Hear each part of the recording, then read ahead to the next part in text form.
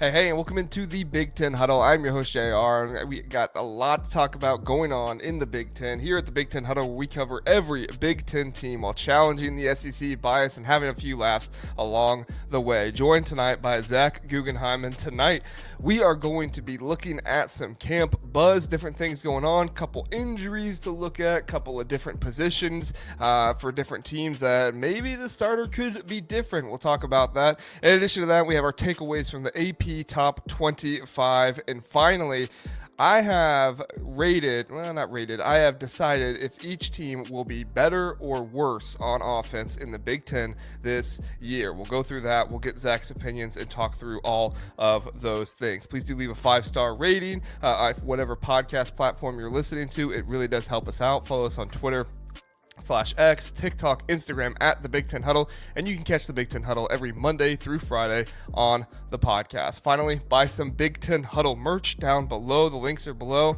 And now let's get to the guy who always deletes his Venmo history, Zack Guggenheim. I don't delete it because I don't have anything to hide, like gambling or whatever weird stuff Arch Manning was Venmoing about. My goodness. Guys, maybe just don't talk about... John Mateer was doing it. No, John Mateer, yes, but apparently Arch Manning had some stuff about shampoo and, not safe for work things. I'll just put it at that. I'm gonna assume that was fake. I'm gonna assume that one was photoshopped. Probably. Let's hope. But yeah, guys, let's be wise about what you put in your Venmo descriptions. Come on, guys. John Mateer, I'm looking at you. Jeez, yeah, man. He came out with that apology today, and I was like, all right, sounds good. Whatever. I mean, I don't know. I have no idea. I have no idea if it was him, if he was gambling, if he wasn't. Who has any idea? But, I'd like to know if he is suspended. I'd like to know sooner rather than later because that would impact my picks for the Michigan and Oklahoma game. Yes.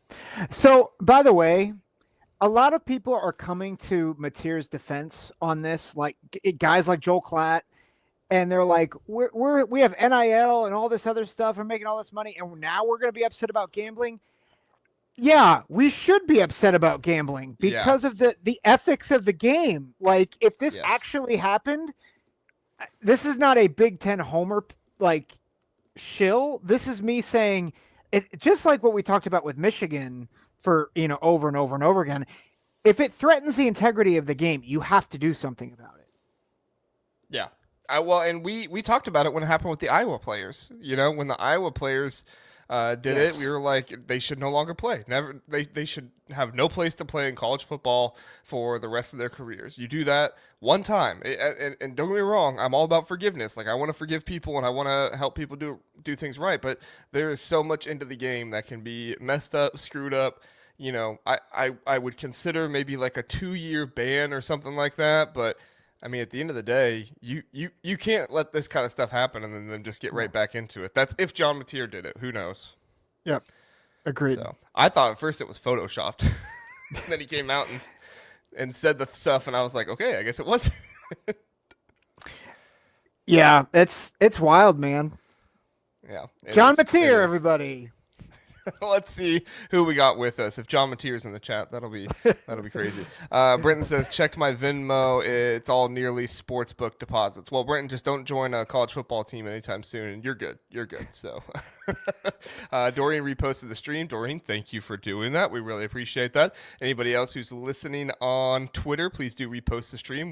Would greatly appreciate that. Brenton also says, jail John Moneyline Mateer immediately. That would be crazy if his nickname became Moneyline Mateer or something like that. Would Gus Johnson do that? Moneyline Mateer. Moneyline Mateer with the big pass down the side. Oh, that'd be crazy. Max is here. He says to forgive is divine. Yeah, true. I mean, I want to forgive. It's just don't bet on college football games, and we don't have to have this conversation. Yeah. Hooligan says, threatening the integrity of the game. Did I just join in the midst of a discussion about ESPN? No, Hooligan. That would be other times, but not this time. But yes, But many other times. That is a chef's kiss comment, Hooligan. Well done. There you go. Let's see. Trojan Fight says, "What's up, guys? What's up, Trojan Fight? Appreciate you being here."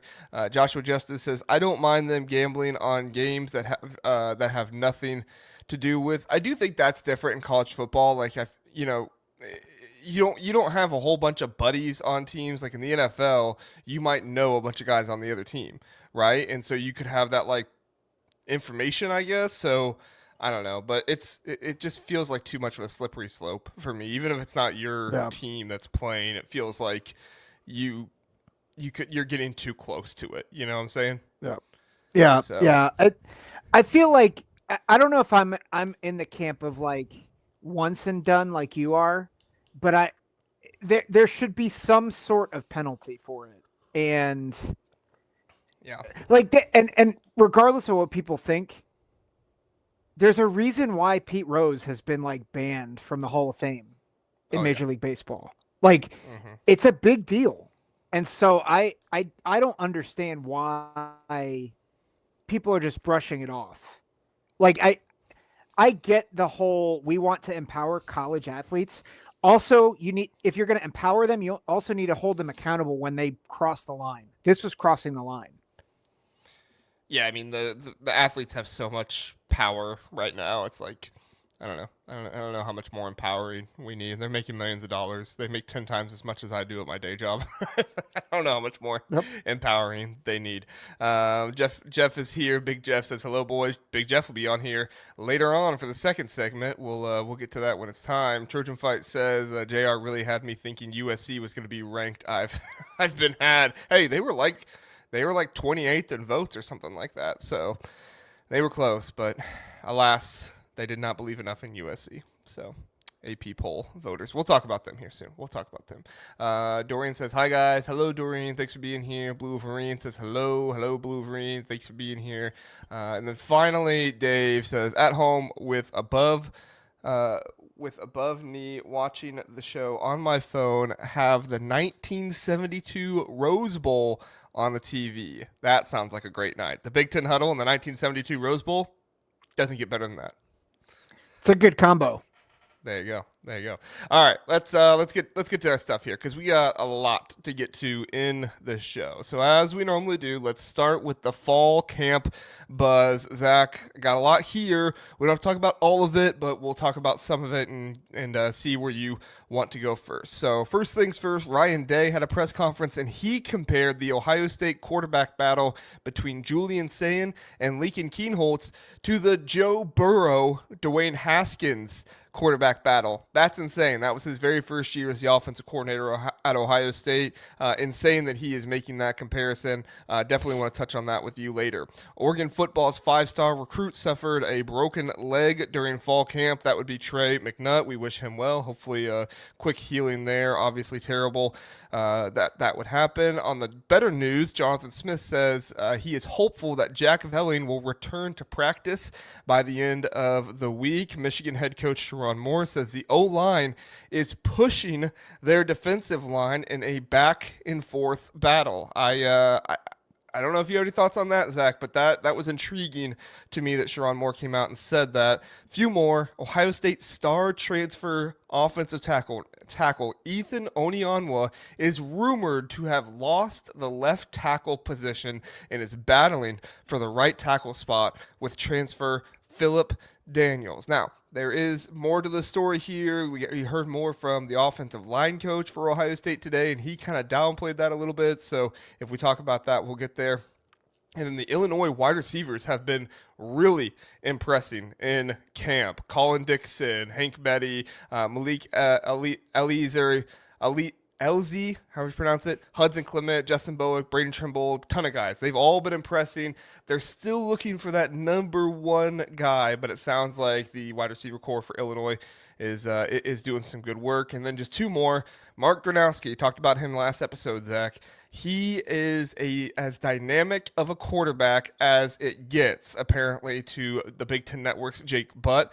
As he can remember, love Jake Butt. He does a great job, and he's interested to see how Gronowski is outside the pocket extending plays this year. And then finally, James Franklin called out a few freshmen for excellent work in a press conference today, and Jim Knowles echoed the sentiment of one defensive end, Chaz Coleman, could be a freshman that I should have included in my top 25 freshmen to watch list if only I'd made that a couple days later. Zach, where would you like to start? I think Chaz Coleman saw your list and was like, whatever, I'm going to show him up.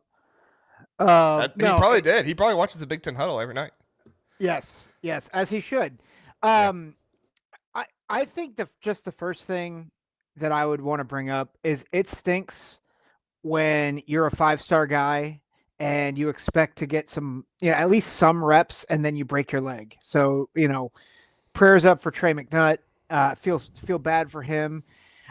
And he was probably going to get reps this season. Yeah. I mean, it's not like it's a bad safety room there, but he's a good enough player. He probably would have got reps.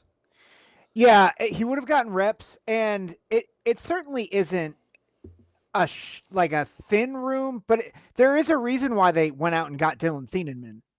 And so I don't think I think they could have used him. It's one of those where if Dylan Thieneman goes down, I think it could be rough. So hopefully that doesn't happen. But I feel bad for the kid. Like for him, his first year, getting thrown into it, breaks his leg. It stinks for him. Yeah, it definitely stinks for him, and it stinks for Oregon too. Like I said, he was going to get reps this season most likely. I know I didn't have him on my list, but he was one of the honorable mention guys that I had there that was probably going to be seen at some point. So, anything else you want to get to, Zach? Well, I'm curious. As you were reading those off, what's your top big piece of news out of all those?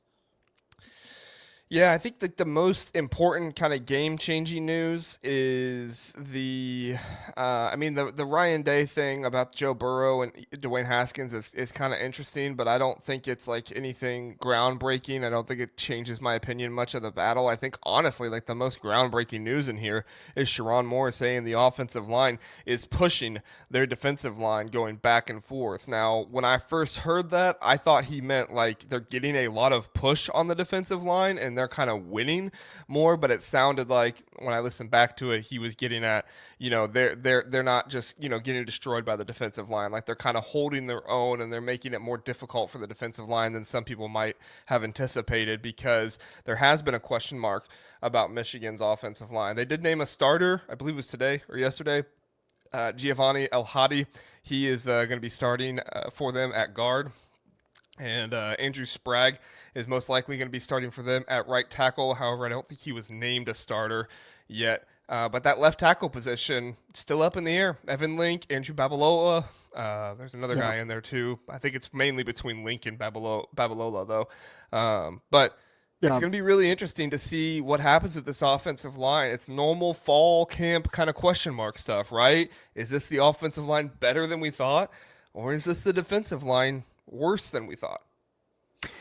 I would tend to think it means that there's a lot of hope for the offensive line, just because we've seen what that defensive line can do. Granted, in very small sample size, but it was against a pretty good offensive line. Well, I shouldn't say pretty good. It was against a decent to good offensive line against Alabama, and they dominated that game.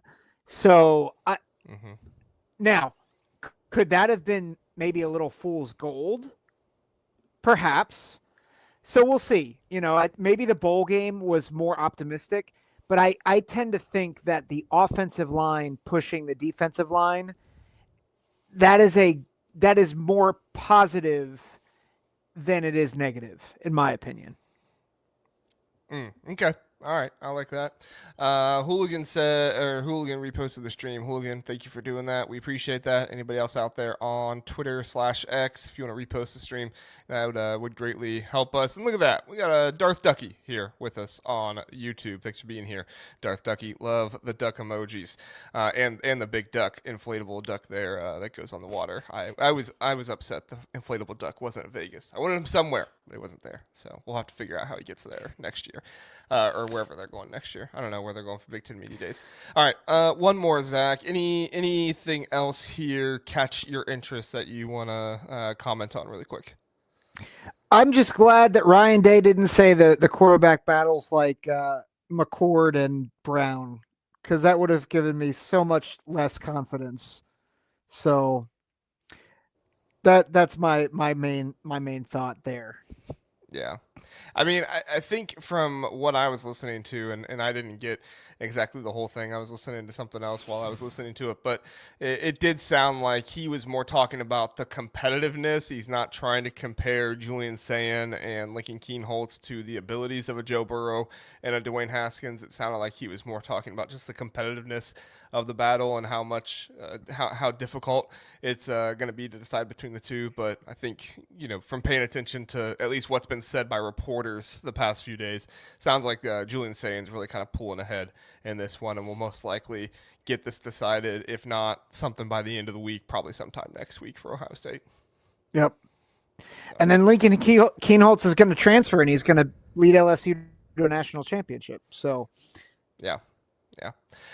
Max brings this up. This is interesting. Anybody know what the Big Ten announcement will be the next 2 days? Maybe the marketing reband. They get rid of the map song / commercial. We should riot. Yes, if they do that, gotta riot for sure. Did you see this on X, Zach?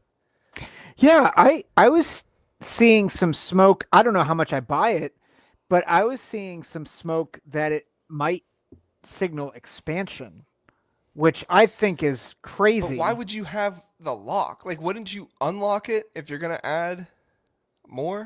Maybe it's locked until they unlock it. But I don't think it's that. But I heard someone mention on Twitter that they think it's Miami and Florida State, which I don't buy. Yeah, that just seems way too early. Their buyout for the grant of rights is so big. I mean, if you got like Texas A&M and Utah or something like that, I know the Utah fans don't like us because I said I'd rather have BYU than them, but yeah, that would be insane. I can't imagine it's conference expansion. I can't imagine it's that, but yeah, we'll see. Yeah, if it gets announced and it's something huge, then I'll come on here and talk about it. Jeff. Oh my gosh, Jeff. We've talked about how great Jim Delaney was at a lot of things. This was not one of Jim Delaney's better moves. We're going to call it Legends and Leaders. Eek. That would be something. Not the best one. Big Ten West and Big Ten East was much better. Yeah. Oh, maybe it's that we're going back to divisions. I would like that. Yeah. Pods would be better. I'd like pods. Pods would be better. Yeah. But I feel like they have to figure out the playoff format before they do that. Yeah, agreed. But yeah, anyway, Brenton says it's automatic qualifiers. Tony I don't know is shaking with excitement right now if it's automatic qualifiers. I don't know if it's going to be that, because I think if the Big Ten were going to sit on that announcement, the SEC would be launching like biological warfare at this point. Yeah, for sure. All right, let's get to the AP poll. Zach, the AP poll came out, and they robbed us of Texas, Ohio State, number 1-2 matchup in the preseason. But that's okay. That's okay, because Penn State does deserve to be up there. If not number 2, they deserve to, at the very least, be in the top 3 somewhere. So I'm not going to complain too much or anything. I do think it would be cool to have a 1 versus 2 matchup in the opener, but that's fine. It sounded like it was very, very close between Texas and Penn State. I forget which. 2 votes. 2 votes. 2 votes, and it was like 5 points between the two or something like that when you add up all the points. So crazy close between those two. Really cool for them. I I have a number of thoughts here, but I'm going to let you give your first takeaway before I get into the SEC Big Ten madness, unless you just want to go ahead and start with it right away. Well, maybe this is let's talk about SEC later. Because I actually have maybe a differing thought than you do. But my first thought is I actually am surprised that they had Illinois at 12. Good on them for having them above South Carolina. Good on them for having Illinois above Michigan. I thought that was really good. I thought the fact that Ole Miss and Tennessee the bar is so low. If we're setting the bar there, like, hey, good job, AP voters. You had Illinois above South Carolina. The bar is so low for them. Well, but we were ripping them on our last show for saying they're going to screw over Illinois, and they didn't. So, I feel like we got to give them props for that. I thought they appropriately rated Ole Miss, and I don't think Tennessee should be in the poll.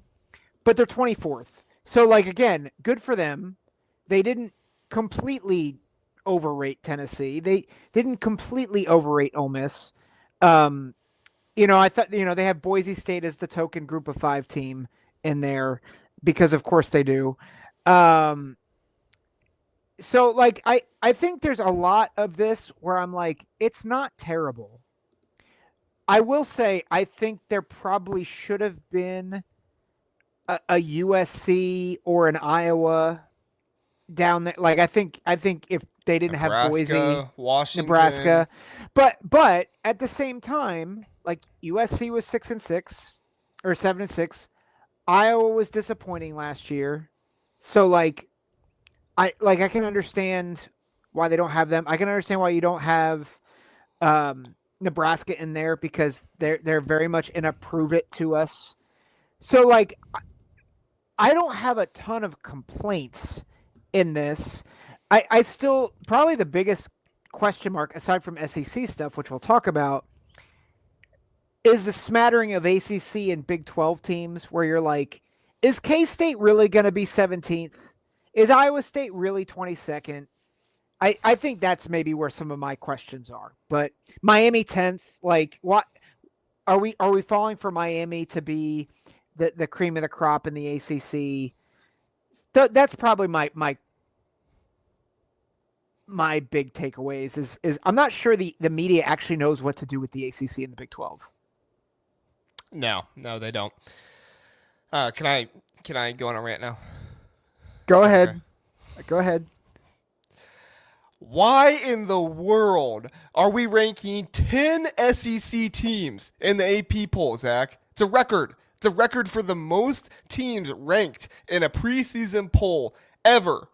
And it's not the team that just won 2 back-to-back national championships from their conference. It's the group that had 2 playoff wins last year, and only 3 playoff teams. Only 3 playoff teams, 2 playoff wins, and somehow that conference gets 10 freaking teams in the AP poll top 25. You want to know how many teams they had in the AP poll last year, Zach? You want to know how many? 9. 9. They had 9 last year. 9. After not winning the national championship, they give them 9. That tied the record for the preseason. Now they just go right on over it with 10. Zach, the SEC has not increased their number of teams in the AP poll from the preseason to the final AP poll since 2018. You want to know what happened around 2018? No. That was when the 9 conference games for the Big Ten happened. There we go. It was technically 2016, but still, around that same time, even with a conference game advantage, they cannot increase the number of teams they get into the AP poll because there is so much bias toward the SEC. You're ranking teams like Tennessee and Ole Miss who have dropped off a cliff with their returning production, who have lost their star players, and you're ranking them above teams like USC, Nebraska, Iowa, Washington, who actually has star players. Like it's completely ridiculous that we're at this point where the SEC is progressively getting worse and worse, and instead of the media recognizing it and actually doing something about it, they are just continuing to elevate them and inflate them more and more and more. I'm not coming on here and saying the Big Ten needs 10 teams in the AP poll. I think that's insane. I don't think any conference should have 10 teams in there, okay? But what I am saying is that the SEC should have had no more than 8. No more than 8. I would have not been happy about 8, but I would have been okay with it.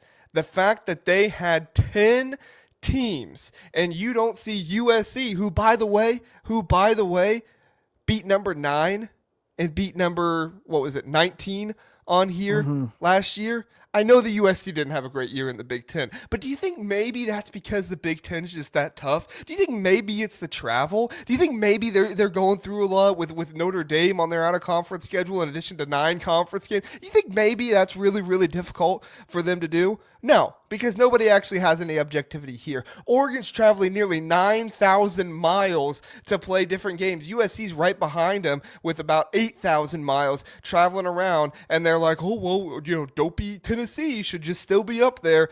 It's completely ridiculous. Nebraska should be ranked. Iowa should be ranked. USC, or I'm saying one of these 4 teams, USC, Nebraska, Iowa, or Washington, preferably 2 of them should be ranked. And it's completely ridiculous that they're not. It's completely ridiculous that even when the SEC is getting worse and worse and worse, they are continuing to be elevated more and more and more. And yes, I did just have an aneurysm. Zach, please take over while I recover. Don't have an aneurysm. Don't do that. I'm going to leave the show to you. I'm going to have it, and you're going to take the rest of the show, Zach. No. But okay, so maybe I'm about to give you another aneurysm. I don't know. Is it bad that I don't care that much that they have 10? I mean, I guess if you like reading Peter Burns' tweets where he talks about how LSU's playing 7 ranked teams, like it's the best thing in the world, sure. Peter Burns, I don't understand why that guy's employed. Well, I do. Because the SEC network needs somebody that will tweet about them all the time, and he's the only one that will. That's that. Yeah, you answered my question. Good job. My biggest qualms are with Florida, Oklahoma, and Texas A&M, because I have a qualm about Tennessee as well. But I'm like, I can understand when you're backfilling and you're choosing between teams that went to the playoff a year ago versus teams that went 7-6 a year ago. Like, I can understand that. Oklahoma is ranked solely because of John Mateer. Like, that's all that is. They have shown nothing to me that they've improved other than a quarterback who went under 500 for Wazoo. That's they dumb. do have better receivers because their entire receiver room isn't injured. So that's where they improved too. But yeah, I'm with you. I don't care. They lost to Navy. My goodness. Like, that's just dumb. So I have issues with that. I have issues with A&M because they lost to USC in their bowl game. They do this every year with A&M. They're back. They're not back. Like, what are we doing? And I have issues that both of them are ranked ahead of Indiana, because Indiana, I think, more than those teams, upgraded in the portal. I think they got the better quarterback in Fernando Mendoza over John Mateer.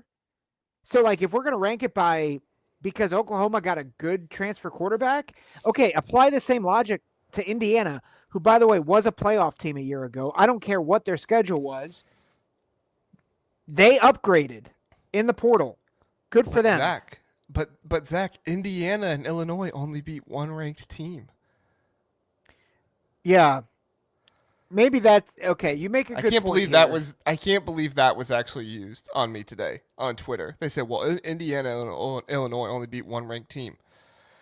Okay. Did they beat Michigan too? Just like Texas did when Michigan was number 9 in the country or whatever they were, a top 10 team? And did Texas ride on that the entire time and never get decreased because Michigan started getting worse and worse and nobody ever actually adjusted for it?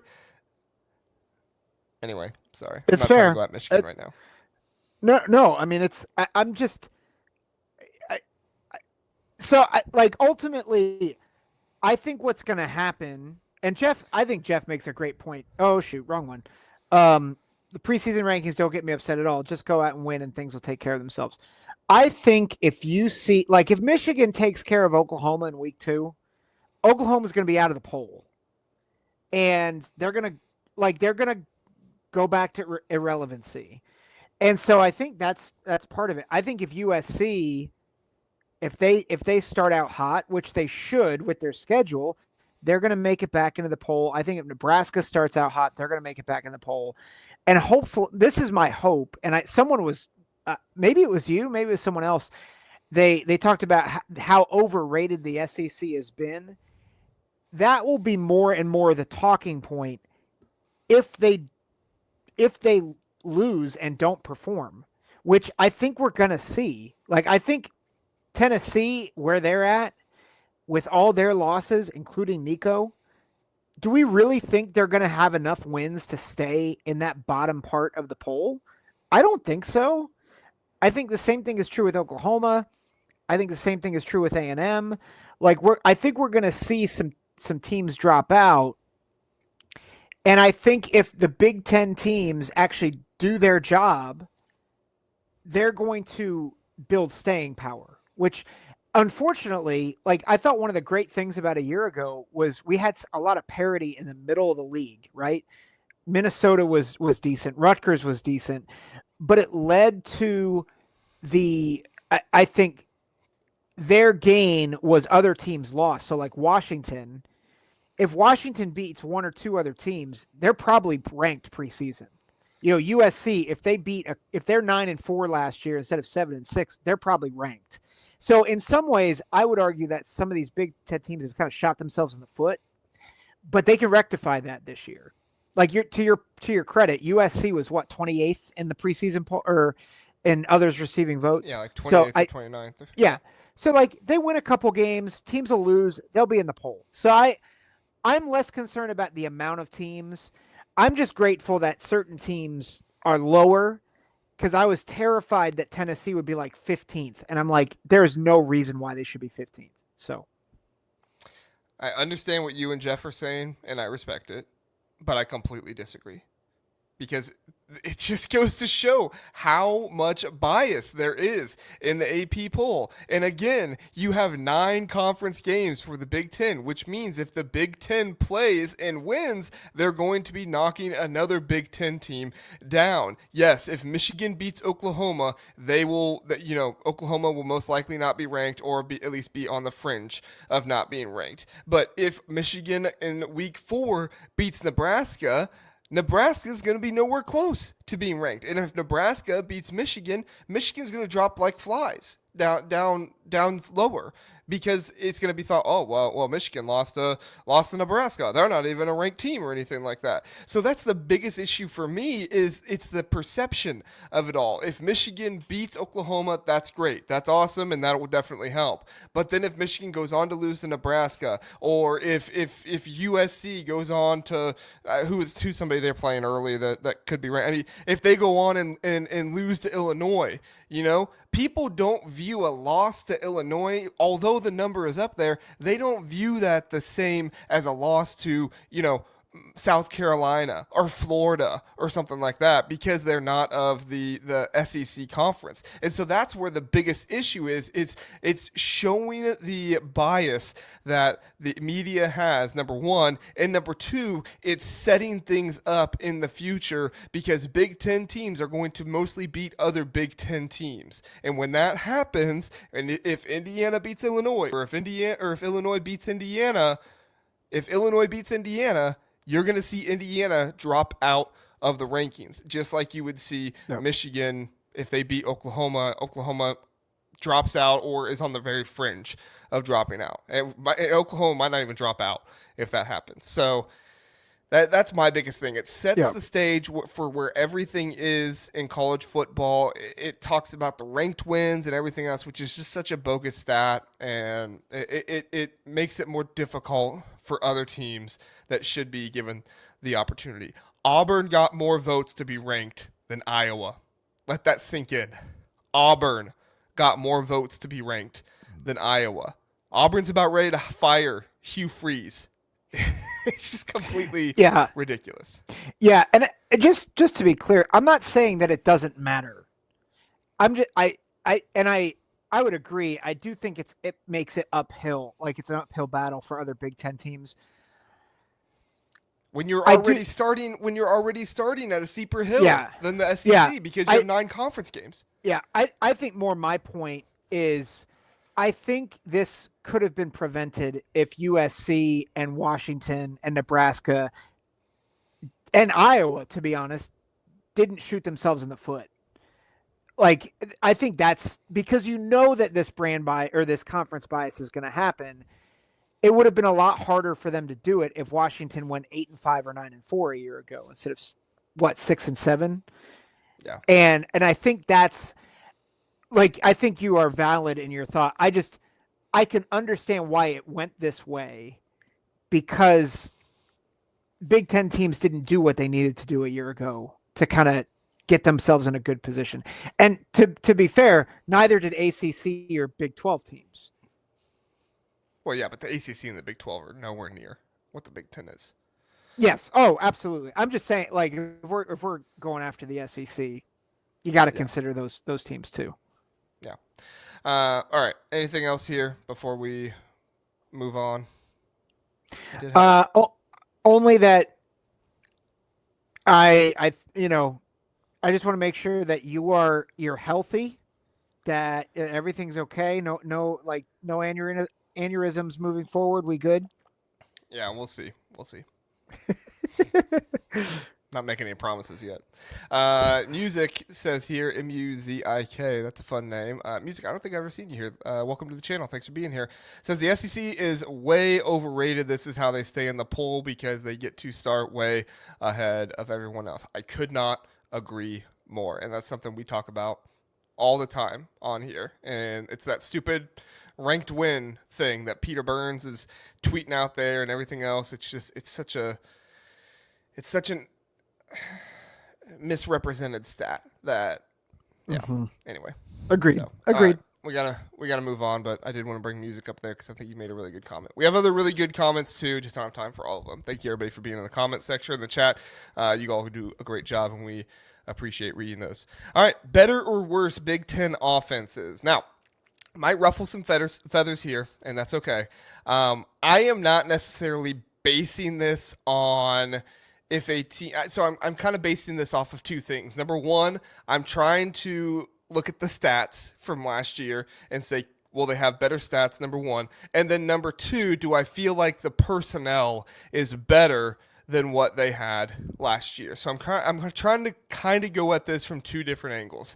It was really hard to pick the worst teams because I do think nearly every Big Ten team did improve their personnel in one or two ways. It was really, really difficult for me to put worse for Indiana, for example, but I think you look at how crazy Indiana was stat-wise last year. I mean, they were like on par with LSU in 2019 type of stats. It was just completely insane what they were able to do. Now, they very well could do that again.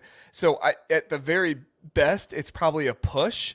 But that was my thought was like, if I don't see the possibility of better at all in the stats, because I don't think they're going to be better than they were stat-wise this next year, then I almost have to say worse. Right? Maryland, new starting quarterback. What's going on there? They lost Ty Felton. The offensive line could be better. I like Nolan Ray, but I am concerned just with the youth and how young that team is. So I said worse there. Minnesota, it's mainly worse because you're losing Daniel Jackson and Max Brosmer. I don't think I'm going out on a bad limb here. Darius Taylor, AJ Turner. I love the running back combo, but Daniel Jackson and Max Brosmer were just that good to me. And then Oregon, I have as worse. Dylan Gabriel is really good. Evan Stewart is out now. there's different stuff here. The offensive line won't be as cohesive as maybe it was last year, but who knows? They could still be better. We'll see. And then Rutgers. Rutgers loses Kyle Monangai. I know they bring back Athan Kaliak-Manis, and I know they have Ian Strong and DT Sheffield, but I think at the end of the day, Greg Schiano wants to run the ball. And I'm not saying I don't believe in their running backs now, but it's mainly a nod to Kyle Monangai and say just how good he really was. Rutgers was probably the one I was the most iffy on to say they were worse. So it would not surprise me at all if they're better. I'm going to open up the chat now and see how much they're roasting me. Zach, you go ahead with your thoughts. Well, just a question about Rutgers. I'm trying to remember how much of their are they returning on their offensive line? They're returning a pretty good amount. If I am correct, I can look it up really fast, but they're returning a good amount. Yeah, because I'm a huge Kyle Monangai fan. I could see a world though where if that offensive line continues to improve, that might negate what they lost in Kyle Monangai. So I don't know. I might push a little bit with Rutgers and say it might be even. I think that receiving core continues to be slept on all across the board. And I think another year in the system that might make Rutgers better. But they may not agree with what I'm saying though about like the pass game and the run game, how Greg Schiano leans so much more on the run game. Like I agree with you. The wide receivers are really good and everything, but I don't know if Greg Schiano is fully going to utilize that. Maybe I'm wrong. No. But my point is actually like they'll have a running back rotation, and I think the offensive line could build continuity. Jeff makes a good comment here in terms of IU. They'll be worse because the schedule is harder. I think that's probably true with Rutgers as well. Like I think statistically they might be worse because of that. But I wonder, like I think the offensive line could make up what is lacking without Kyle Monangai. That's just my thought. I am going to pick on our fandom a little bit with Ohio State because I understand why you might say they're better. But I just think new quarterback, new coordinator, new offensive tackles. I get that they're raving about Sarafeld and Phillip Daniels and Owenawa. I get that you have all these shiny new toys. I think by the end of the season they might be better, or mid-season they might be better. I'm not sure they're going to be better than a year ago, than playoff version Ohio State in the beginning of the season. That's just my thought. Other than that, I like where you have this. Like Illinois, obviously they bring back a ton. They're really high in their receiver room, as you mentioned earlier. Like Luke Altmaier was giddy at Big Ten Media Days about his receiver room. So, and that was with reference to Pat Bryant. So I think there's a lot of excitement there. Iowa, just by not having Cade McNamara as the starter, has to be better on offense. Michigan, again, because they don't have the quarterbacks they had a year ago starting, has to be better. I think Michigan State, Aiden Childs being, another year in the system, has to be better. I think you hit on a lot of those. I think the ones that I mentioned, those are my main thoughts. So I will give my Ohio State thought really fast, and I'm not saying it's perfect, but here's just my thought, okay? Because I'm not necessarily disagreeing with you, because I could have gone either way on Ohio State, but I think Jeremiah Smith is going to be that much better. Number one, I think Carnell Tate is another future first round pick like Emeka Ibuka was, and I think Brandon Inniss is going to be closer to that than Carnell Tate was last year. I know that's a bit of a hot take, but he's had more leadership and he's been a better run blocker, so I think he's going to impact things from there. I also look at the tight end position for Ohio State. It makes a difference when you have the best tight end in college football, which, by the way, I don't know if anybody saw it, but ESPN put out All-American, first team All-American. They put the Vanderbilt tight end above Max Clare. That is ridiculous. Anyway, I don't want to have another aneurysm here on the show, but Max Clare to me is a huge piece there. I know they lost Josh Simmons. I know they lost Seth McLaughlin and Donovan Jackson, but I think you saw the depth of that offensive line, and you're seeing a lot of those guys have more experience now. And I think that's going to help a lot. My biggest thing is the running backs. The quarterbacks, my hot take is that Ohio State will do a better job of taking care of the football than they did under Will Howard. I don't know if they'll quite have the stats that Will Howard did, especially from an efficiency standpoint with the completions and everything else. But Will Howard's biggest thing was that he turned the ball over far too much. And I don't think Julian Sand or Lincoln Kienholz is going to do that as much. Now, they might struggle in the red zone a little bit more, but, for me, Ohio State was a push. I could have gone either way with it slightly. So, no. All right. You have a comment? Just to be fair, the Vanderbilt tight end is Eli Stowers. He had a pretty good season last year. So I'm not arguing for him above Max Clare, but I'm here to be a voice of reason tonight. Okay. Thank you for your voice of reason. You can stop being a voice of reason now. All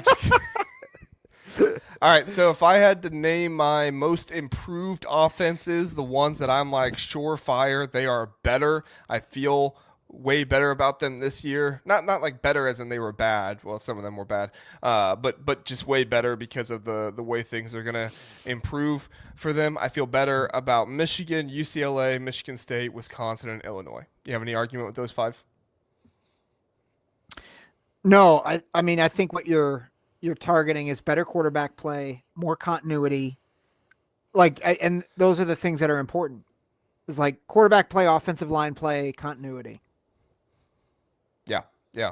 And, I think Billy Edwards is going to be a huge improvement over Braden Locke, Nico Iamaleava. I don't think Ethan Garbers was bad last year, but I think they're going to trust Nico a little bit more.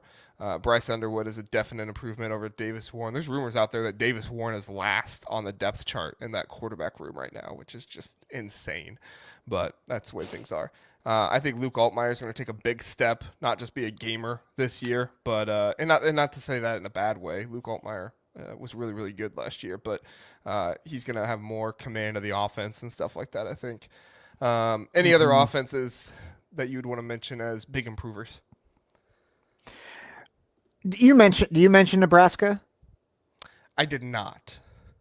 I think Nebraska does have a chance to really light people up. If Raiola takes a second-year leap with Hunter, Dane Key, I forget the third receiver that you mentioned last episode. Ja'Cory Barney.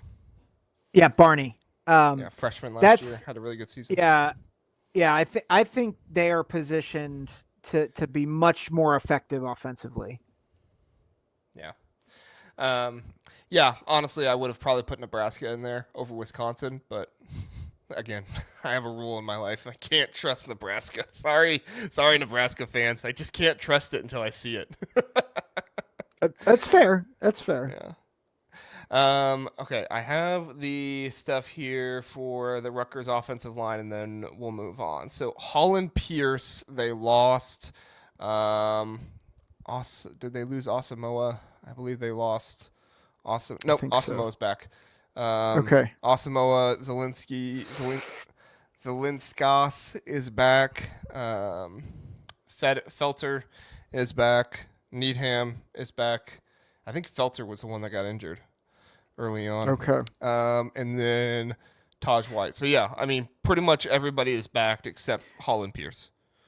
Which Holland Pierce is a big loss for them. Like he was a leader in that room. But he's one of the best offensive linemen in the Big Ten last year. Yeah, so big loss, but a lot of guys coming back. I don't know, man. I just think and I'm not high on Rutgers this year, but that's more about schedule. I wonder if this could be the most balanced offense that Rutgers has had since Schiano's been back. Yeah, that's possible. That's possible. I mean, it depends on how they utilize the passing game, right? Does Yeah. Kirk Soraka start to trust Athan Kaliakmanis a little bit more? Does he begin to get a little bit more accurate? Sometimes I felt like, I mean, one thing about Athan Kaliakmanis, he does do a pretty good job of throwing the ball away when he's in trouble, not taking negative plays, which is good, but it also just makes his efficiency numbers that much worse. And he needs to do a better job of, trying to get the ball out quicker so that way he doesn't have to do that. But it's his second year in the system, so who knows? Maybe it'll be better. But Yep. all right, any other thoughts on the offense, Zach, before we get out of here? Nope. That's good. Okay. All right, everybody. Hey, we are going to end segment 1. If you're listening on YouTube, watching on YouTube, don't go anywhere. We're going to get segment 2 here in just a moment. If you're listening on podcast, we are going to say adios. Thank you for listening to us. We are about to record segment number 2, which on the podcast side, you will hear on Thursday morning. Segment number 2 here is going to be our game-by-game predictions of the Big Ten. I've given mine. Zach has given his. Big Jeff has given half of his. Big Jeff's going to join the show, and he is going to go game by game in the Big Ten with us, and we're going to see where we end up with all 3 of us together, working together to figure this out. So we are going to do the intro for the next one. We'll be right back and do it from there. So, all right, let me set this up, and then we'll be good to go. All right.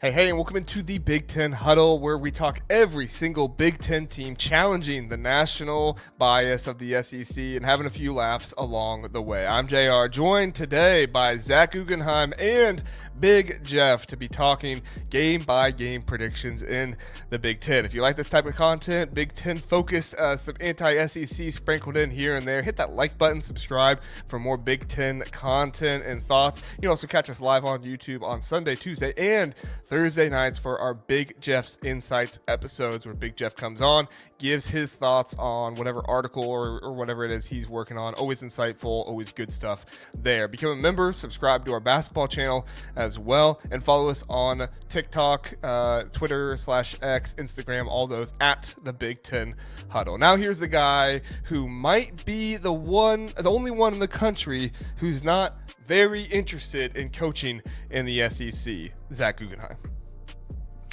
I only want to coach Kent State. That's my only coaching desire. It's so funny to me. Jimbo Fisher and John Gruden both very interested to coach in the SEC right now. I thought that was so funny. All right, listen, this is going to take a while, so let's bring Jeff in here. Got Big Jeff here. Jeff, how we doing? Excellent, guys. Exciting. First time for the fearsome threesome to get together. This is great. I love it. Well, I gave myself the big scream. Hope you don't mind. I can always go. You're the Godfather, but I can't change the name tags there. So you're the Godfather. So the only question, Zach, is which one of us is Fredo? Uh-oh. These are references that I don't actually know. So I think you have to. No way. All right, sorry. You have a right to assign roles here. Okay. A lot of the audience will know, but anyway, maybe I aged myself a little bit there. Sorry about that. No, we love it, Jeff. We love it. Mm-hmm. All right. So we are going to get to our Big Ten game-by-game predictions. We're just going to go ahead and get right into it because we've done this before, and it generally takes us about an hour. We're going to try to condense this into about 45 minutes. So if we don't get super deep into like every game, stay patient with us. We're going to try to talk through some stuff and have some different stuff. The way this is going to work, we'll go game by game. Me, Zach, and Jeff will all make our picks. We might just pick one really fast, especially in these kind of group of 5 matchups. And then if we have any disagreements, we will go with whoever is higher, between the 2 of us or 3 of us, the 2 people that vote for it. And then who knows, we might leave some up to you guys in the chat as well, and you guys can help us out here. So sound good, gentlemen? Good game plan. All right, let's do it. I know this is a really tough one. Jeff, Rutgers or Ohio? Yeah, in general, I have the Big Ten cleaning up in the non-conference. So, yeah, Rutgers. Okay. All right. Zach, Are you? There we go. All right, Minnesota over Buffalo. Stop me if I guess Nebraska, Cincinnati. Neither of you guys had Cincinnati winning that one, right? Nebraska. All right, stop me if there's one you don't think so. Wisconsin over Miami, Ohio. Michigan State over Western Michigan. Illinois over Western Illinois. Ohio State over Texas. Zach, what'd you have for this one? I had Buckeyes. Okay. Jeff, is that what you had as well? So actually, I don't. This is the one where I think Arch Manning hits the round running faster than Julian Sane. Close game though. Okay. I mean, it's a push game. It's like Yeah. I think I had the Buckeyes as well, so we'll go Buckeyes here. Yeah. All right, Purdue over Ball State. Northwestern Tulane. I had Tulane in this one. Did you guys differ? I have Tulane. Mr. Northwestern lover has to have Northwestern, right? I have Northwestern. Yeah. So, but we'll go Tulane. We'll That's honor tough. we'll honor it. So that I know that hurt you, Zach, but we'll get through. Maryland over Florida Atlantic. Listen, it's September. It's August and September. Mike Locksley wins, so we got to pick. He's Maryland. a national champion if the season would just end, It's true. October 1st. Indiana over Old Dominion, Penn State over Nevada, Oregon over Montana State, Iowa over Albany, Michigan over New Mexico, USC over Missouri State, UCLA, Utah. I think if I remember correctly, I had Utah here. Is that what you guys had? I think I had Utah also. I have Utah. Oh wow, sweet, swept it. And I'm not low on UCLA, by the way. That's a tough opener. Well, and Utah, I mean, they're projected to possibly win the Big 12 this year, so they're supposed to be pretty good. So we'll see. To be fair, everybody's projected to win the Big 12, so we don't know what that means. Half the conference has half a chance to win the Big 12. That's true. Washington over Colorado State, and there we are, the end of week 1. Let's head on over to week 2. All right. Going to get a little bit better, a little bit spicier now, but not at the start. Northwestern over Western Illinois. Maryland over Northern Iowa, correct? Yes. Yes. Okay, just making sure. Illinois, Duke. Jeff, what'd you have here? Illinois. Yep. All right. I had Illinois as well. Yeah. Trickier game, though. Trickier game than people expect. Yes, I agree. Yep. Tricky game there.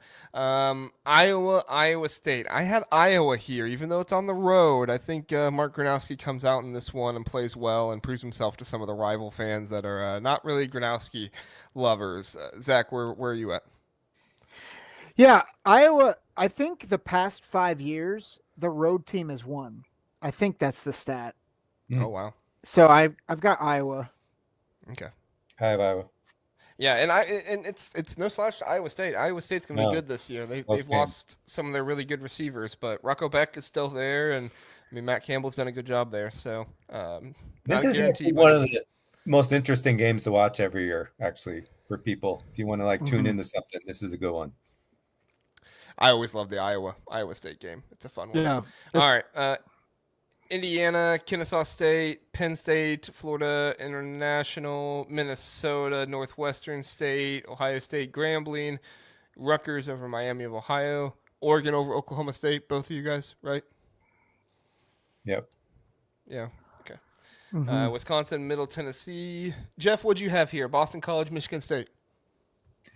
Michigan State again, man. I'm relying on us to flex some muscles against these medium teams and win a lot of them. I hope so. You too, Jeff, or you too, Zach? Yep. Yeah. MSU. All right. Now, I had Oklahoma over Michigan. Zach, did you have Michigan or Oklahoma? I had Michigan over Oklahoma. Okay. Jeff, you're the tiebreaker. So I think this is a terrible matchup for Michigan, given especially if they go with the young quarterback, Oklahoma winning. Yeah. And Oklahoma's got a good defense. They have a good defense. They probably would have better numbers last year if the offense didn't give up the ball right away had the defense playing again. So they're a good team. Good defensive line for Oklahoma. I was looking at their roster the other day a little bit and was impressed by that. So, all right. Purdue over Southern Illinois, Nebraska over Akron, USC over Georgia Southern, UCLA, UNLV. I think this is another sneaky one, but I went with UCLA here. Jeff, what about you? UCLA. Yeah, for sure. Okay. UCLA. Yep. Fighting Dan Mullins. Take down the Fighting Dan Mullins. All right. Washington over UC Davis. And that's week 2. Moving on to week 3. Indiana State. What were you going to say, Zach? I was just going to say the Iowa State rivalry, the last five times dating back to 2019, that the road team has won. Okay. So, And then I think it'll be 6. The only other thing I want to say for week 2, I will be at the Kennesaw State Indiana game because my son is a sophomore at Kennesaw State. We're bringing him to school tomorrow, so it'll be fun. Very fun. Game of the year. And hopefully Jeff and I will be able to get some good grub there in Bloomington. My wife asked the other day, she said, how many podcasting friends do you have that I'm going to have to meet? And I said, Zach's coming with his family, so that's the main thing there. I said, when Jeff comes, I don't know if you have to go. And she said, well, it'd be kind of mean if I didn't. And I said, well, it's okay. Jeff's going to be with his son. So I wouldn't be offended if I didn't. Either way. Yeah. All right, UCLA, New Mexico, UCLA, Northwestern, Oregon, right, guys? Northwestern's going to upset no, I'm kidding. Oregon. The Northwestern. Love it. I don't love them that much. I did pick Wisconsin over Alabama as a possible upset when we did our upset picks, Zach, but I still chose Alabama here. That's what you guys have as well, right? Yeah. Michigan over Central Michigan. Maryland automatic over Towson, Nebraska over Houston Christian, Michigan State over Youngstown State, Penn State over Villanova, USC traveling to Purdue, USC, right, guys? Mm-hmm. Yeah. Yep. Rutgers over Norfolk, Ohio over Ohio State, or Ohio State over Ohio State, Ohio State over Ohio, gosh, and then Illinois over Western Michigan. All right, man, I think we've got other than Wisconsin at Alabama, that's a clunker week. Yeah. For Big Ten games. Good Lord. Yeah. Week 3 is not going to be our best. All right. I got to refresh. This website's doing that thing where I love this website, but they have their stuff all messed up. Oh, no. What happened? Uh-oh. What did it do? It reset everything. Well, no. Okay. I think that's all right. That's all what we picked. All right, okay. Let me check week 2. Oh, that's week 3. All right, sorry, this is terrible podcasting now. Illinois, Iowa. We chose all the home teams there. Okay, so it did give us week 2, correct. All right, and then week 3, all those are correct. Oh, but there's 2 more down here. Iowa over UMass, Minnesota, Cal. What do you guys think there? I'm going with Minnesota. The Gophers, Sky-U-Ma, blah blah blah, whatever they say. Yeah. Row the boat, Sky-U-Ma. No offense to our Gopher friends. I botched that, but I like your coach. I used to say Ski-U-Ma, so I was wrong there. So you're better than me. Yeah. The Sky-U pod guys, if they're listening, they're rolling and just shaking their heads right now, but that's all right. Yeah. I don't think Cal stands a chance in that one. All right. Iowa Rutgers. Iowa on the road at Rutgers. What do we got here, Jeff? Iowa winning. Iowa. You got the same? Yep, me too. Yep. All right, big one, boys. Big one. Zach, we'll let you go first. Illinois at Indiana. Brenton is already vying for his guys here, as he should. Zach, what do you got? Yeah, I'm with him. I've got Indiana pulling a mild. I've got Indiana pulling a mild upset. Okay, I think I took Illinois in this one because of the early game and all that stuff and everything. I don't feel great about it, but I could be swayed either way. Jeff, what do you have? I took Indiana, just the home field. Now Indiana actually has a home field advantage. Oh my God, what a shock! I went to Indiana, people, so don't throw stones. Yeah, Indiana in a tight one. I still have Illinois winning 9 games, so I'm not an Illinois hater. Illinois fans. There we go. All right, Oregon State. We're rolling with the favorites here in the rivalry one. Yeah. Correct. Yeah. USC or Michigan State at USC. I think this would be a bit sneakier if USC was traveling to Michigan State, but I got USC here, especially being at home for them. You guys don't defer, correct? USC. Yep. Yep. SC. Wisconsin, Maryland. We all have Wisconsin, correct? Mm-hmm. Yeah, Wisconsin at home, right? Yeah. Zach and I are not going to make the same mistake we did last year. We were going to pick Notre Dame over Purdue. That's the worst mistake That's we've ever pretty made. safe. Don't make that mistake again. Oh, Michigan at Nebraska. This is another very interesting one. I think this one's going to get overshadowed a little bit because of the Illinois-Indiana game, but it probably will have more of a national audience because of Michigan and everything there. But this is going to be a really interesting game. I had Nebraska winning this one. Jeff, where were you on Michigan at Nebraska? Yeah, I have Nebraska again, just because the young quarterback on the road. I have Michigan getting better and better as the year goes along, and that young QB develops. But Nebraska wins this. yep. Yeah. I had Nebraska You were the same, too. Zach? Yeah. Mm-hmm. All right. Washington at Washington State. We all have Washington, correct? Yep. Yes. Yeah, get some payback on the Cougs. All right. Week 5, few less games in this one. We have UCLA at Northwestern. I believe I had Northwestern in this one. Where are you at, Jeff? I had UCLA winning. Ooh. All right. Yeah. Northwestern boy. I'm Or rolling man, with the sorry. Cats, man. All right. Give it to the Cats. I do think travel is one that needs to be considered there. That's a big game for both teams. That's a swing is. game. Yep. It Yep. is. All right. USC at Illinois. I had Illinois in this one. Jeff, you the same way? I do. I like Illinois winning that one. Yep. Clean sweep. All right. Congrats, Illinois. All right. Rutgers at Minnesota. I think this is a sneakier one than people are going to give it credit for, but Yep. I'm still going Minnesota here. Minnesota. Tough at Minnesota. home. Tough at home. Another sneaky one, Ohio State at Washington. I believe I took Ohio State here. Zach, you took Washington. Is that correct? No, I took Ohio State. Here. That was Okay. me. That was That was me. you. Basically, I think Ohio State's going to lose to somebody you wouldn't expect. Washington's good at home, and that's an early game. So young quarterback on the road. Ohio State will also get better and better as the year goes along, just like Michigan. Mm-hmm. Yeah. Mm-hmm. All right. Indiana at Iowa. I think if Indiana wins that Illinois game, this is going to be the one that a lot of people are going to be pointing to for, like, okay, is it real? You know, they're going to be saying, okay, we feel really good, but then after this Illinois one, it's going to be Iowa. Is it real? I think it is. I have Indiana winning this one. Jeff, where are you? I like Iowa. All right. Indiana has Zach? the big Illinois win and then loses the very next week. That's Uh-oh. All right, Zach. That's exactly what I have.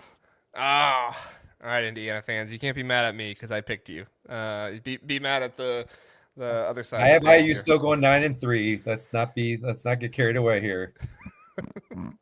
All right, Oregon at Penn State. Zach, what do you got here?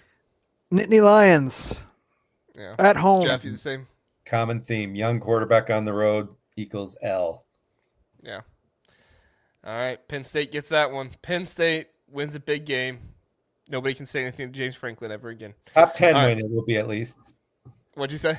It'll be a top 10 win at least. Oh, I don't yeah. know if it'll be top 5. Maybe. Yeah, could be top 5 depending Could on be. how stuff Could goes. be. But yeah. All right, Northwestern, UL Monroe, choosing Northwestern there. Ohio State, Minnesota. I don't think either of you guys had Minnesota. Both had Ohio State, correct? Yep. Okay. Illinois at Purdue. We all had Illinois, I believe.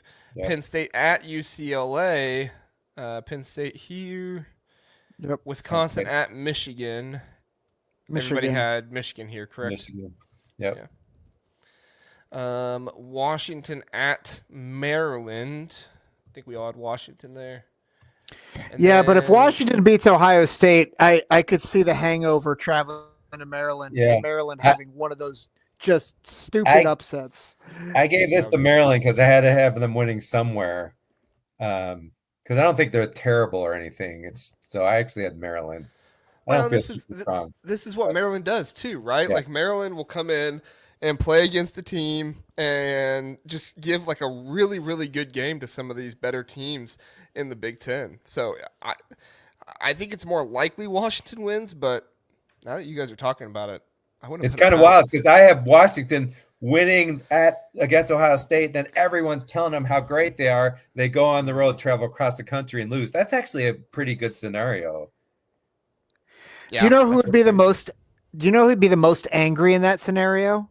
Is Ohio State fans. They would be, yeah. They're always mad. I mean, come on. Yeah, I was gonna say they'd be mad all the time. Unless they're Alabama, they're mad. Unless they're like Saban's Alabama, they're pissed off. Yeah, I'm still picking Washington, but I do think that is a Washington will be favored for sure. Yeah, that's definitely one of the ones where you need to kind of go through the schedule like we're doing here and see it and say, oh, okay, that's crazy. It's an at-risk game. Go through it. Even if Washington plays Ohio State close and loses, they could just have a hard time getting up for that next week from the disappointment. You know, there's just a lot of reasons why that's a. Hooligan wants to assure you, Zach, he would be madder. He promises. I love that.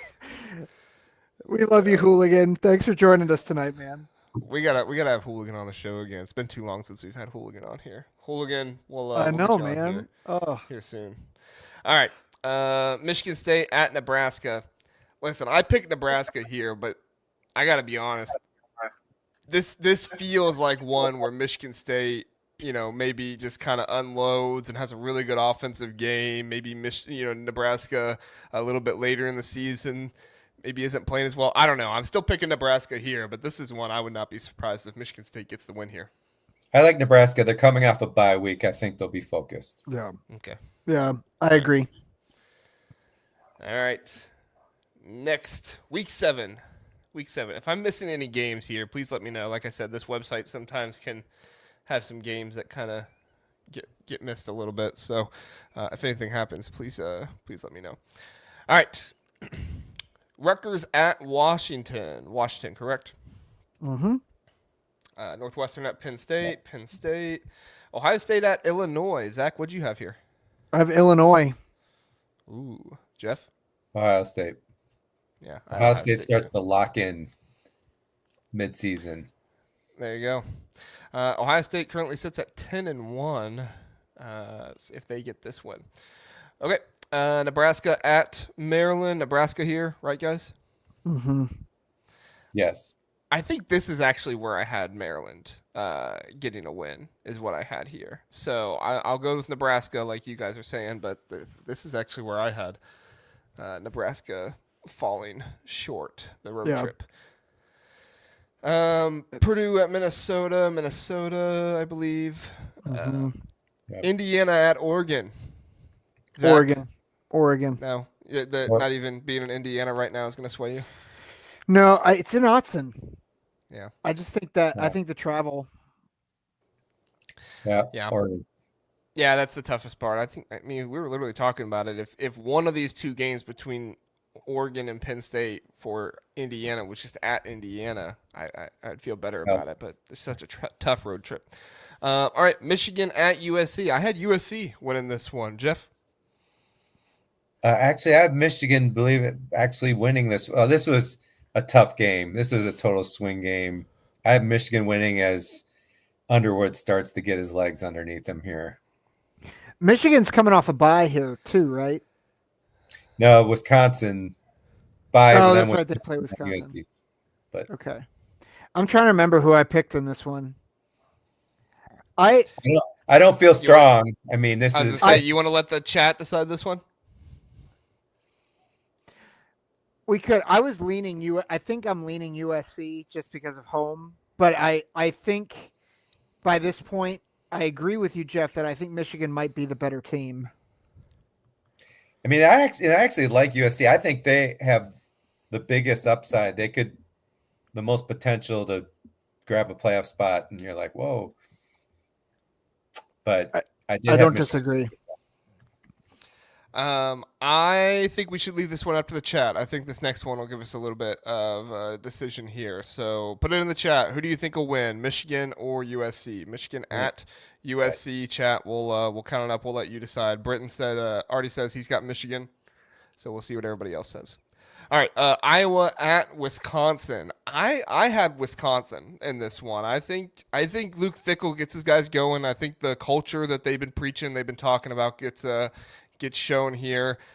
I like Wisconsin in this one. Zach? Yep, Wisconsin.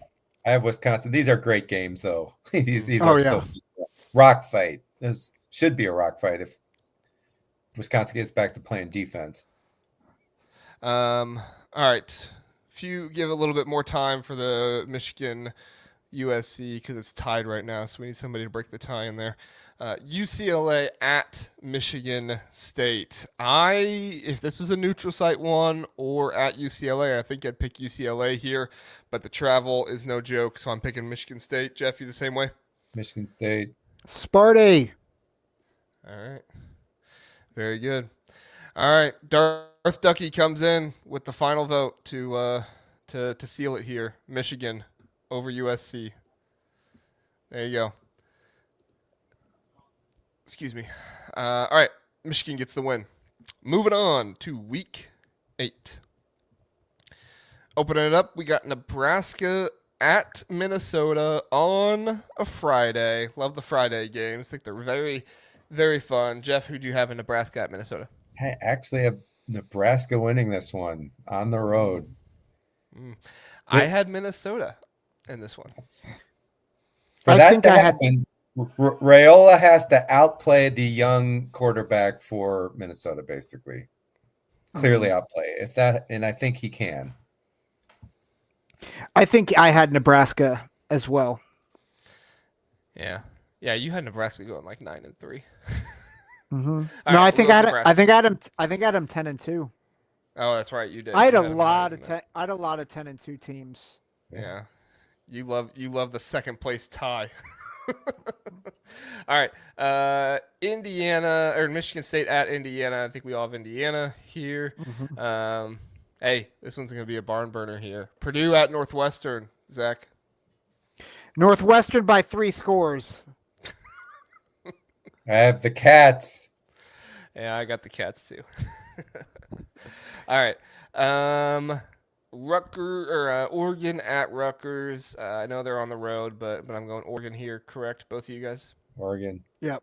Yeah. Oregon. Maryland at UCLA. Going UCLA here. Tough road. Tough travel here from Maryland. Do you guys the same? UCLA. UCLA. Yep. Bruins. Yep. Washington at Michigan. Going Michigan here. Tough travel for Washington. Yep. You guys going Michigan as well? Yep. I am going Michigan. Ohio State at Wisconsin. Ohio State here, correct? Yes. Buckeyes. Penn State at Iowa. Got Penn State here. Both of you guys the same, correct? Penn State. Mm-hmm. Yep. Big close game though. USC at Notre Dame. Boy, I want to pick USC here, but I picked Notre Dame. Where are you at, Jeff? Yeah. Notre Dame. Yeah. Fighting leprechauns. Fighting leprechauns. I would love for USC to get that win though. That would be amazing. All right, Yep. Week 9. Let's get into Week 9 here. Gotta reset that week there. Okay. UCLA at Indiana. Got Indiana, correct, both of you? Mm-hmm. Yeah. Yep. Okay. Michigan at Michigan State. Rivalry game. Can the Spartans get some payback? Jeff, what do you think?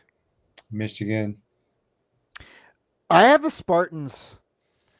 I know that's probably gonna get shot down, but Yeah, I I had don't know. Michigan in this one. yeah. But I will say, this is one that needs to be circled because it is going to be more of a, kind of, I wouldn't say more of a rivalry, but it's going to be closer, I think. I think last year was pretty close too. Obviously, Michigan pulled that one out, but the fact that it's at Michigan State, offense could be better for Michigan State this year. I think that's going to be a really interesting one. Yeah. Rutgers at Purdue. I think I had Purdue in this one. Jeff, what'd you have? Rutgers. Zach? Rutgers. Yeah. All right. Northwestern at Nebraska. We all got Nebraska, correct? Yes. Mm-hmm. Wisconsin at Oregon. We all have Oregon, correct? Oregon. Yep. Yep. Illinois at Washington. I had Washington here. Zach, what'd you have? Yes. Washington. Okay. You agree, Jeff? Washington, yep. Minnesota at Iowa. I believe I had Iowa in this one. You agree, Jeff? Yes. But another compelling game. Low scoring. For sure. Yeah. 13-10. Those old West rivalries with Iowa, Yeah. Minnesota, Wisconsin are all going to be so good. Yeah. Yeah, for sure. All right. I got to reset that one. Okay. Penn State, Ohio State, big one, guys. Big one played at noon because that's all Ohio State and Penn State ever play at, unfortunately. However, we'll make it work. Penn State at Ohio State. Zach, what'd you have? You know, I feel like I went back and forth, but I am convinced that Ohio State is going to, I think as Jeff has said, is going to improve in the second half of the season. I think Buckeyes deal Penn State their only regular season loss. Yeah. Jeff? After losing to Texas, losing to Washington, they're going to rally the troops. Ryan Day is going to play a major role in the game plan for this with a week off. Yeah, I was reading a tweet today that they both have the bye before this one. They both have the bye. Yep. That's what he was saying. I think it was the former Penn State offensive lineman Landon Tingwell. He said he believed that Penn State had the advantage there because he thinks Penn State has the better coaching staff. I do think Penn State has the more proven coordinators, but I don't know about the better coaching staff personally. But what he's not factoring in is it's a week off. Ryan Day he's going to get involved. This is not going to be Brian Hartline's game. This is going to be because this is the year of transition. Yeah. This is Ryan Day's game, really, for prep for this. And he's a big game coach, as we know by now. Yeah. That's my thought. It'd also be revenge Ryan Day because of Knowles. So Knowles. Revenge Ryan Day is not a fun Ryan Day to be around. That's true. That's true. Yep. Rutgers at Illinois. We all have Illinois, correct? Mm-hmm. Yep. Purdue at Michigan, Indiana at Maryland. Mike Loxley, can he get it done? Indiana. Hoosiers. Michigan State at Minnesota. Had Minnesota in this one. You guys the same? Yes. I'm trying to remember. I think I had Minnesota. And then USC at Nebraska. This is going to be a really fun one between these two teams. I believe I had Nebraska here, but I would not be surprised at all if it goes the other way. Jeff, what are your thoughts? Yeah, so I actually have this as Nebraska's first loss. They're 8-0 coming into this, and USC lays the upset and gets rolling. USC. Nice. All right, Zach, you had Nebraska, I assume? Yeah, I had Nebraska. Yeah. I was just trying to see what it did differently with the standings over here. Although Michigan is 10-2, they are actually atop of the Big Ten if everything goes the way that we're saying right now because of the tiebreaker. Which that's kind of crazy. All right, week 11. There we go. Northwestern at USC, Indiana at Penn State. We all have Penn State in this one. Penn State. Penn State. Yeah. Same thing for me with the Oregon one. If it were at Indiana, I might feel different, but tough environment there at Penn State. Is that going to be the whiteout? Do we know what the whiteout is yet? Washington. Or no, Oregon. Yeah, Oregon's the whiteout. Oregon. That is the Oregon's whiteout? the whiteout. Okay. Yeah, This sorry. will probably be a big nooner. Indiana, Penn State. It's got Big Nooner written on it. All right, Rondell Moore is no longer at Purdue, so we'll pick Ohio State. Rutgers, Maryland at Rutgers. What do you got here, Jeff? Rutgers. Rutgers. Zach? All right, Rutgers it is. Nebraska at UCLA. Zach, what do you got here? Nebraska. I have UCLA pulling the upset. Wow. Yep. I originally had Nebraska, but what if Deshaun Foster really gets his guys going? What if they really believe in Deshaun Foster? What if they don't go down without a fight? They've only have one win in the Big Ten right now. Only one win. Well, they're not going to quit either. We knew that from last year. And then with a new coordinator in Sinceri, he gets things rolling now with Nico as the season goes along. That's why I like him here. I But didn't do it. I'm it's not still picking an upset. UCLA. It's still an upset. Nebraska will be favored by a little bit, I think. Yeah, I'm picking UCLA. Call me crazy. Let's see it happen. All right, Washington at Wisconsin. I had Washington in this one. Jeff, what about you? Actually, Wisconsin winning. Break the tie, Zach. Washington has a tough schedule, man. They do. Yeah, I think I had Washington, but I think I'm actually going to shade over to Wisconsin on this. All right, Wisconsin on the path to go 6-6. Good for them. Oregon at Iowa. I think this is a sneakier game than people realize. I'm going Oregon here. Yep. But if Mark Gronowski is proving to be something really dynamic for this team, I think Iowa has a better shot here than people will give him credit for. Jeff, what about you? So it's interesting. I have Iowa winning, for Oregon's second loss. Oh. I just think if the Big Ten is what we're saying it is, that they are better than they used to be in the mid-tier, there's going to be more of these upsets. If there's not, then it's our argument against the SEC is not as good. Well, and that's the thing, right? Is I think the top of the SEC has gotten worse, and the second tier of the SEC has about stayed the same or maybe increased a little bit. I agree with that. You know, I think it's a product of the best of the Big Ten is just that much better than the best in the SEC. To me, it's really that's kind of what you're talking about there. Yeah. Is the second tier of the Big Ten good enough to have more of these upsets like the second tier of the SEC is? Yeah. My only counter, I just think Oregon is going to be so much better later in the season. Similar to Ohio State, similar to Michigan. So, but I do think you're right that this is a tricky game. And if Iowa's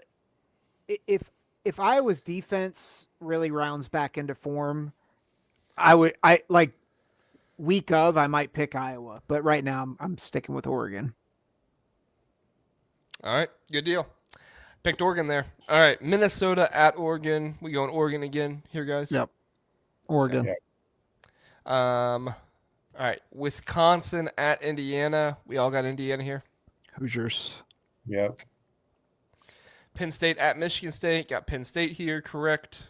Yes. Mm-hmm. Michigan at Northwestern. I don't think David Braun gets his revenge. I think Michigan comes out on top here. Michigan. Yep. UCLA at Ohio State. Could be the Buckeyes' only night game versus a conference opponent. So I'm going to go Buckeyes here. Yep. Maryland at Illinois. We all got Illinois, right? Mm-hmm. Yep. Iowa at USC. Interesting one. Jeff, what do you got? USC. Zach? USC, but I am very tempted to pull the trigger on Iowa, but it's USC. Yeah. I had Iowa here, but I'll go USC because you guys do. So, all right, Iowa fans, don't say I don't believe in you because I picked you there, but the others didn't. Did you get the Washington game on there? Oh, I thought I did. Maybe I didn't. Oh, I did not. Sorry. Thank you, Zach. Yep.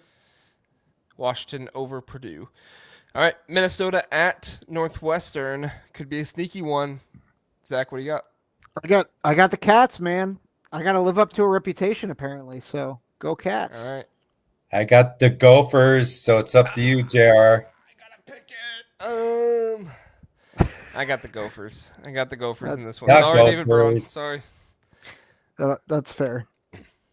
The Westlot Pirates are going to come after me. No. All right. Rutgers at Ohio State. Got Ohio State here. Buckeyes. Nebraska at Penn State. We got Nittany Lions here, guys. Yes. Yep. State. Yeah. Dave says you got to remember they play at Wrigley. Does that change anything for you, Jeff? The Minnesota Northwestern game? No. I don't think it changes anything for me either, but it is an interesting location. Good point. Yeah. But if it was, if anything, I think Lake Breeze. But I think Wrigley favors the visiting team. Oh, you think so? Yeah. But I They think Minnesota's going to run it so much. I don't think it would matter if it was at the lakeside. well, I think it's atmosphere. Like I think the Oh, that too. atmosphere, as small as it is, the thing that West Lot Pirates, when I talked to them, they were very, and maybe this is just their perspective, but I think it's a good one, is that because they could control who comes in and out more because of how small of a venue it is, it actually favored Northwestern. Mm. For this one, I would say because I think Minnesota has better talent than Northwestern, but Minnesota starting the Lindsey young kid. If this were early in the season with Preston Stone, an experienced quarterback, I'd probably take Northwestern. But late in the season, I think those young quarterbacks get settled in. They become veterans late in the year. The good one, they're good, right? Yeah, that's a So good that's thought. why I like Minnesota. Derby asked if the Wrigley Field game is night or day. Now, correct me if I'm wrong, but I believe all the Wrigley games have to be noon games because I don't think the lights work for the way the football stadium is set up. That's the case. Yeah. Yeah. I never recall a Wrigley game being a night game, to your point, JR. Yeah. Yep. The way the lights are set up for the football. I mean, I Yeah. think you can have night games at Wrigley, for baseball, but the way the For football baseball, is, yeah. yeah. But right, how they're configured. Yeah. Because you're not moving the lights, They could bring in lights though, but Well, they could. They could. So, all right. Washington at UCLA. Jeff, you had Washington here, correct? yes. All right, I did too. Jeff or Zach, you had Washington too, right? Yep. Michigan at Maryland. We all had Michigan here. Yeah. Mm-hmm. USC at Oregon. Get the Trojans and their rivalry with the Ducks. Take them out. I like the Ducks. Yeah, I like Ducks. All right. Illinois at Wisconsin. Zach, what do you have here? Illinois. Jeff? Oh, is this a juicy game? Think about it. Bielema one. coming to Camp Randall in Wisconsin could prevent Illinois from making the playoffs. They are going to want to win this game so badly. Believe me, I've been to 15 games at Camp Randall. My 3 nephews all went to Wisconsin. I have Illinois actually winning this though, but it's going to be a rock fight. Yep. I have Illinois winning this one too. What But do you if this Wisconsin team just like starts showing so much more fight in them, I wouldn't be surprised at all if Wisconsin won this. Yeah. yeah, I wouldn't say just this one, but more home games. Like I guess you could get the crowd behind them and stuff like that. But yeah, Michigan State at Iowa. Does Iowa get their revenge, Zach? I think so. I think Iowa wins. Iowa. Yeah, me too. The Fighting Kirk Ferentz's revenge. All right, rivalry week. Here we go. Tons of fun. Let's make everybody mad by picking against the rivals. Iowa at Nebraska. I had Iowa here. Jeff, what'd you have? Nebraska. Zach, I think you had Nebraska too, didn't you? I have Nebraska. Okay. Yep. I think they finally get the dub. All right. Indiana at Purdue. I have this Purdue winning this one 66-0. Just kidding. Indiana. Fully agree. Purdue. What? Was this a basketball game? This is a basketball game, right? It's November 29th. Oh, wait a minute. No, football. Yeah. Indiana. It's really So bad. it'll only be 50. It'll only be 59-7. Yeah. Okay. Maryland at Michigan State. Zach, what'd you have here? Sparty. In Detroit, no less. Yeah. I have Sparty. Yeah. Yeah, I did too. Penn State at Rutgers. I had Penn State here. I believe both of you guys did too. Northwestern at Illinois. I got the Fighting Illini here. Even if they're not in playoff position, I think they still get it here. Wisconsin at Minnesota. This is an interesting one. Minnesota got Wisconsin when Wisconsin was kind of down on themselves last year after firing Phil Longo. Wisconsin could come back here. The way the schedule sets up, the way we have it right now, this is Wisconsin battling for a bowl game. Jeff, what say you? I have Minnesota winning this, but man, If Wisconsin can beat Illinois that prior week at home, then they use that and they're just fired up to get the axe. I could see them winning those final 2 games, but I have them losing them both. But don't get mad, Wisconsin. You could just totally swing everything for Fickle around with those last 2 games. Mm-hmm. Yep. I agree with everything you just said, Jeff. I've got Minnesota winning the axe. All right. Well, I guess we go with Minnesota. I think I had Wisconsin winning this one, but I didn't feel super confident about it. UCLA at USC. USC, right, guys? SC. Okay. Let's see. Oregon at Washington. I gave serious contemplation to Washington winning this one. I do think Washington has a better chance now than they did last year with the quarterback situation and everything. Oregon did play out of their minds last year, but I think it's still Oregon, although Washington puts up a much better fight this year than they did last year. Zach? I've got the Huskies upsetting Oregon. For me, I had Oregon because they have 2 losses already. They need this game to make the playoffs in my scenario, and I have them winning to go 10-2 and make the playoffs. All right, Oregon gets it. All right, Ohio State fans don't hate me. I've made a solemn vow to not pick Ohio State to beat Michigan until it actually happens again. Ryan Day's done it before, but I need to see it again before I pick it. So for that reason alone, I'm picking Michigan to win. Jeff, who are you picking? I'm just going to do the Desmond Howard thing and choose the team I like best, despite me supposed to being, neutral and being on ESPN and objective. So I'm going with Ohio State. All right, Zach, break the tie. I did pick Michigan last time, but that hurts my soul too much. So I'm just going to pick Ohio State and hope and pray. All right. Well, there we go. That is what we got. I'll move this over and we'll look at. So it's very small. I apologize. I don't know if there's anything I can do to make the standings here bigger. But the way this works out, we have picked Ohio State to go 12-0. I don't think that will actually happen, but there it is. We've picked Penn State to go 11-1. Oh, wow. Oregon, followed by Michigan at 4th. Nebraska, although they're 10-2, they will be 5th due to a tiebreaker with Michigan, followed by Washington. Indiana at 9-3. Indiana would be behind Washington. How does that work? How is Indiana behind Washington when Washington's 5-4? That's not right. Yeah. So it would be Indiana, Illinois, Washington, USC, Iowa, Minnesota 8-4, Wisconsin 5-7, Northwestern, UCLA, Rutgers 5-7, Michigan State 5-7, Purdue, Maryland. Those standings are not exactly accurate, but we'll roll with it.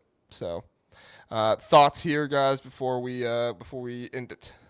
Yeah. So just so people don't get mad at us, all 3 of us on our own. Actually, I had Ohio State 10-2, JR 11-1, Zach 10-2 originally. So I think we'd all agree we don't think Ohio State is going to go unbeaten, even though it came out that way. Wouldn't we say that? Like, we wouldn't expect that. I think it just speaks to the kind of craziness of their schedule, Yeah. how many different areas there are, because I think we all kind of picked different areas where they could falter, but Right. there was never really a consensus in Yeah. one area Right. where they would. Yeah. You nailed it. For the listeners, that's why they ended up like that. Like, I had them losing to Washington, you 2, of course, winning. Therefore, they won that game. And so Yeah. we don't Zach really. had them losing to Illinois. I had them losing to Michigan. Yeah. Right. Yeah. Well, and I think to that point, Jeff, like, I think that middle stretch, they lose a game in there somewhere. Three road games in 4 weeks, all tough road environments. Illinois, Wisconsin, Washington. Like, if it weren't Illinois, I probably would have picked Washington. Yeah. And I have a similar for Oregon, losing at Penn State early because young quarterback playing in a whiteout like game 4, but then tripping up later at Iowa, Oregon, right? And so we're saying the depth of the Big Ten probably not represented in these standings here, because again, when it's 2 out of 3 just needs to be to get the win for that favorite team, we do think that middle tier is going to have some upsets. I think it's safe to say. Agreed. Darth Ducky asked, does Nebraska make the playoffs here? Well, let's look at Nebraska's schedule, what they would do in this situation. If we look at it here. All right. So on here, if this worked out for Nebraska, we have them 9-3. going, what was that, 8-0? We had them going here. Yeah, we had them 8-0, losing to UCLA, losing to Penn State. What? They beat USC. They beat Michigan. Could Nebraska make it at 10-2 with big wins over USC and Michigan, fall into Penn State, and then having a bad upset loss to UCLA? I think they would be. It would depend on who else is in that 10-2 range, because I think they have solid wins, but not necessarily like an elite win.